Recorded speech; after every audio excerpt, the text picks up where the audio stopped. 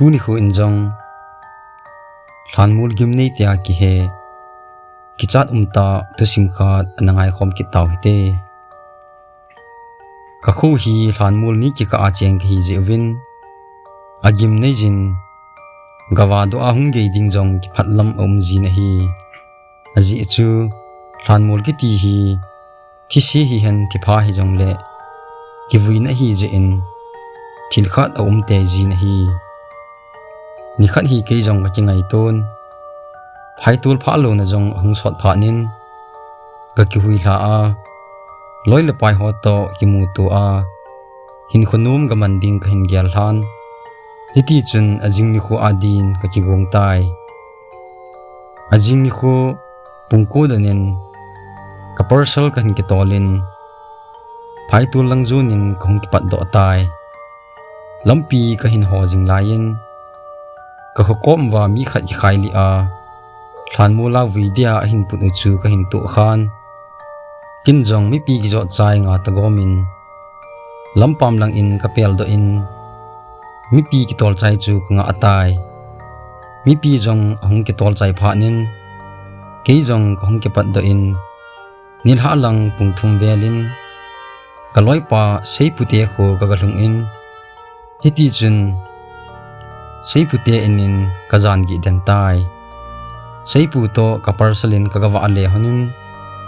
ni khat ni ni hiti chun hin khunom te in kamang hon tai phai tula sot di jong in langa na tong thei ko lo ji win in lang ki le ding ka hin te tan ka loi pa sei pu ko ma ka sei le be din ei temin hin la in lang je in sot thei ka hi lo thu ka sei pha nin ka loi pan jong in lam ki le din phat sa na e hin pitai chi phat jong hong hitan kin jong ka bai ka hin sta nin in langa din ka hong ki pat do tai nom ta ka hong jing lai in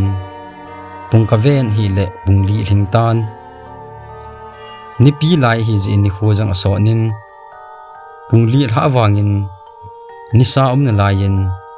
hiti chun nom ten kong hong tan hi le kho jang all in hong thim tul jing in hi khu hong thim wangin ka gari lai ke su ji in kho ka sapun nom ta la sa to hong ka hin kop jing lai in mi khanin eina khamin kin jong ka kham pi in ki holo in ka hin potan hi le sunami thi ka pian na lai ka hin pha donin ka gari hut khanin hong thin iti ka bol wangin aging do ta poi kanunga tu pa be in a bol thei dem tia nga do ding ka ti a ka ga kinung heile kami hin pu pa jong anom ta poi ke jong ka king do nin iti da na hilai gia hin ki po a tu a boina ka tu pha na e ki thopi nom lo hamtin lunga gelin ka gari chu ka boi pi ta na hi phat chom khat se pi ka boi pi nungin ka bai jong ahung ging do kinin ka changa dana ka ki gel chu kanunga pa jong gari chungin anato kitan hi le ke jong khanin ki chat nan e hin khun khum tai chapha nin kami pu pa chu ka hovin hoilai na pha ding ham ka ti jong la ima sei lewin omin ki phalam khat to hin te ka tin ka holim chu ka nga kit tai ka kho u ka gal mu pha nin lungam na tha be nei pomin ka hung tan hi le LHANMOL ka hin pha chanin kanunga to pa chu akum danin ahung umin ka gari chu ahung jang jep jengin ke jong ka kinung hiya ka vet le kami pu pa jong anom kit tapoi chaphanin ka ti zawalin ka bai chu ha tola tol ding ka ti tan hi le kamasang lai ta in mi khat pon ka nga gi wana ke lang ahin ju chu ka mun chapet ta in ka bai jong ahung thikit tai ka gari lai jong ahung pe jap in pun ka nga ki wan ka mu jong mang jap in LHANMOL sung lang ajut chu ka mu tai chapha nin kin jong kami mu chu ka ko jing tan hi le koiman jong ei don but tapun ti jate in hin kho chu ka hin bang pan tai kanung kama vet takop in kagari chu ka boi pi tan hi le LHANMOL lang imi khat kagin ka hin japan tai phaitul ka chi langa mi thipa in ko te khat to in athipa pul ado zo lo je wa ahung ka piu hin te ka tin ka ti za le wangin gavet nai din ka hin ti tai hiti chun thim che nin wandang wa in LHANMOL sunga mi ka na gin lang chu kazunin koi ni ham tu ta ka paga tin hi le ka phei lang imi khat hung thai gin ka hin jan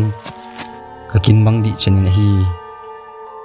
mi ka na gin ka zan lai ta chu ka phatan kin jong kanung kama ka ven hi le hlan khu tha khat kamun khu athim wangin mi khat hlan khu chunga towa kinu dot na ka chu ka hin kitan kin jong avelin koina him ka tikit tan hi le hlan khu akap jong hut khanin ahung mangin kanui langin kagin khat ka hin japan kitai tizat nan ka dim tan bol di jong halloween hlan khu kom in kamo to thim tan hi le kanung langin mi tampi ki holun gin ka hin jan mi ta ta hin ti ka tin kaga tu san hi le e hin don but win ke jong chuphanin all in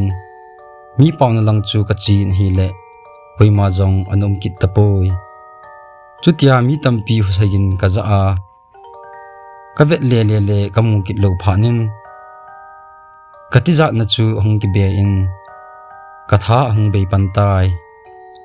hiti chun thabei ta le ti ta a kom lai in kagari horon hong ki mi agin kinin wandang wa akunin kagari chunga mi kha to chu kahin mukitan katha be le wangin kathani sunin kagari chu kahin dal han kahung jam tai azam to kinung hei kahin kopin na hi le mi khanin kapuma kanung ahin dal chu kamun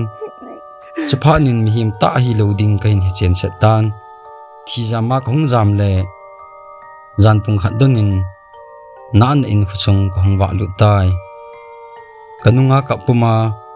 ei hindal jong khusung kahin pha chun athip chat tai tuni kho adia Thusim iseu chu hichan hin akichai kit tai Thusim aban anang agit taw hite